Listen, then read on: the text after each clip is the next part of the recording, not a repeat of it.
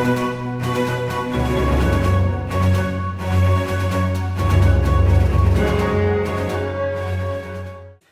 guys, welcome back to my series of Fast and Furious reviews, and today I am reviewing Fast 9, the Fast Saga, starring Vin Diesel and John Cena. Dom Toretto and the crew must take on an international terrorist who turns out to be Dom's and Mia's brother. So, I was kind of worried about going into this one, because I was like, okay, I've enjoyed all the movies to an extent. Apparently this one's pretty bad. What's gonna happen? Because like, I remember when this movie was coming out, I did do the trailer reactions. You can go look at my old trailer reactions for this movie. And I was going like, yeah, actually, you know what, I might dig this. This is ridiculous, cartoony fun. And like, I also remember the controversies of John Cena being Vin Diesel's brother and how that does not work. Like, especially like in terms of the looks and everything, I'm just like, what? And all that. So like, I was kind of go like, okay, come on. Like, I want this to be good. So we cut the start of the movie starts with a race scene. And I was like, okay. And then I was like, since when has Dom been a race car driver? Like, he's always been a person who drives cars and does races, but like an actual like race car driver. And then you find out later that he's dad. I'm like, okay, that's his dad. That's fair. That makes sense. And when they discover that the villain of the movie is the same villain from Fate of the Furious, I was like, okay, Charlize Theron's back somehow, even though that her haircut is awful in this movie. And I was like, okay, good, we haven't finished that storyline yet with her, because like, I felt like that movie kind of ended, and I was like, okay, that just kind of ended like that. Like, I thought that would be able to continue on, but yeah, so we actually do continue on with Charlize Theron's character. So it was good to see that, and even after the end of Fate of the Furious, so I was actually like, yep, good job. And I like how these movies have turned into more action movies than race movies, and I really liked 1, I didn't really like 2, I liked 3, so 1 and 3 I really liked, but I thought that number 4, like, Fast and Furious is where it stepped up another notch for me, and I was starting to actually really like what I was getting with these movies. I do think that there is some stuff there, so, and, which to be honest, the action movies are more my speed than a race movie, and I think that when I do my ranking of all the Fast movies, you'll actually see that the action movies are going to be higher on the list than the race-based movies, because action is my genre, and I love action movies. So, and it's funny because when they were doing the first mission in the movie, I was like, what the hell did they do? Like, about Lord Brian, like, Uncle Brian and Auntie Mia looking after him, or is he hanging out with the cousins? And they actually do mention that when Mia comes back into the picture, that Brian's looking after the kids. So it's actually good to know that Brian's actually still alive in the world, even though that Paul Walker is no longer with us.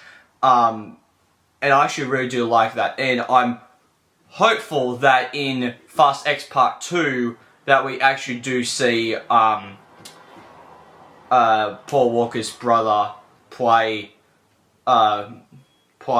Brian again, and actually bring that character back and basically do what they did with Fast 7, where they did all the CGI manipulation to make it look like Paul Walker. I do think that it's a little silly that Dom has a brother that we never met before, and we've only met him in this movie, since he is about, since like, Dom's whole thing is about family and keeping the family together and doing things together. But I was down with it because I am not as into this franchise as everyone else, and I kind of accepted the fact that this franchise is going as goofy as they can get. I'm just like, yeah, that's totally what I expect from these movies. Like, I totally expect that.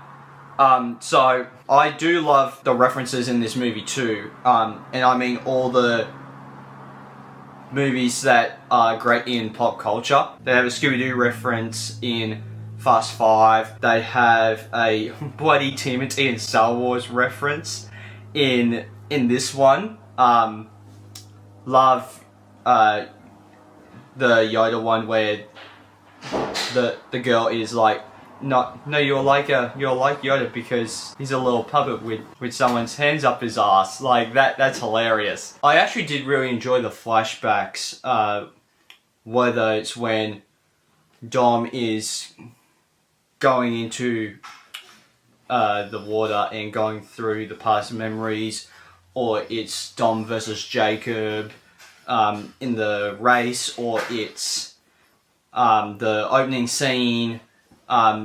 You really get why Dom doesn't want Jacob in his life and include him in his family. And when it got to the whole space scene, I was like, what the heck has this gone to this point in the franchise? And I was so into this movie, and that happened, and I was like, my god, this is going so bonkers. Like, I didn't even mind Tarzan.